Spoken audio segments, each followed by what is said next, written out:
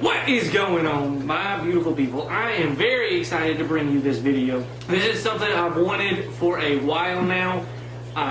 It's something I did as a little kid when I would go away to summer camp. They would always do these classes where we would learn how to use what I have here in this box.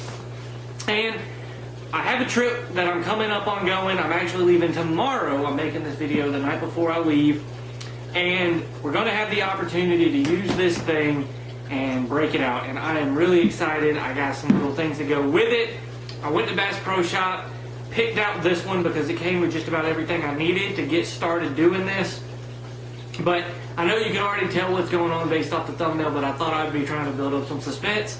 But enough of that. We're going to go ahead and get into this, and I'm going to tell you a little bit about this upcoming trip. That way, you can go ahead and subscribe, hit the bell notification to not miss anything, and watch me use this fly fishing rod. So the fly rod I have here today, it is the Fenwick Nighthawk Monarch. I don't know the name of these. I think it's the Fenwick Nighthawk, but it's also got Monarch wrote down here on the box. I don't know if you can tell that, but it has Nighthawk here across it. And that's part of what drew me to this. As you know, I graduated from the University of North Georgia, where we were the Nighthawks. So this one, I just felt like it was calling out to me, so that's why I went with this one. It is a 9-foot 5-weight, so it's kind of in the middle, and it is a 4-piece combo. It'll break down nice and neat, and then I can travel with it. That's one of the reasons I got this. It came with a case, it came with the reel, so what I'm going to do is I'm going to go ahead and unbox this thing, and we're going to take it out and take a look at it.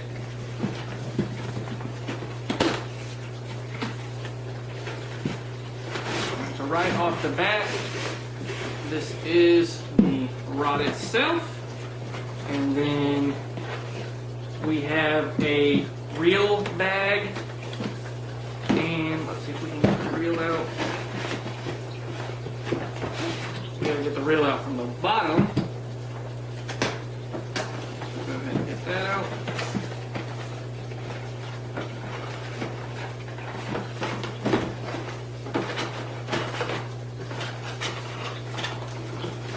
And there we are. And it is not just a twist tied, it is zip tied in there. One moment while I get a knife.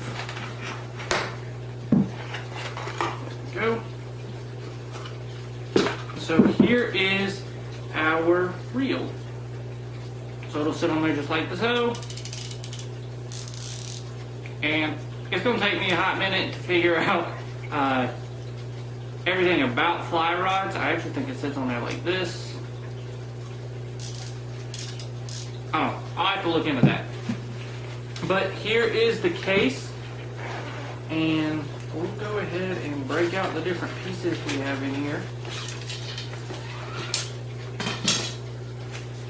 Alright, so that is it for the case. This bag right here is going to be for the reel, so if you want to not keep the reel on this rod, you can do so.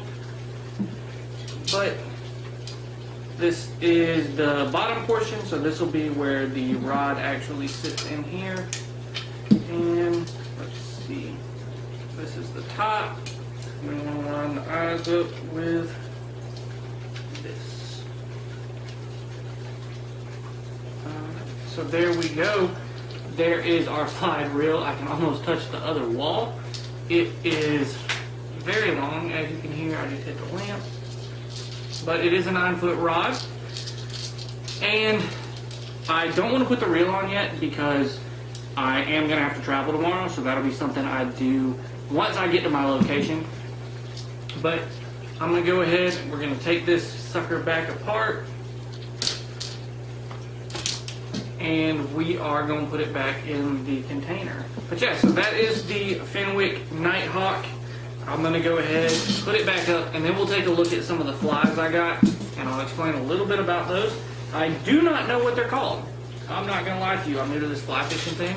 I have used fly rods as a kid in lakes, never in a river like we're going to go to this weekend. But it's going to be a lot of fun. Where did this go? Go ahead and put that in there.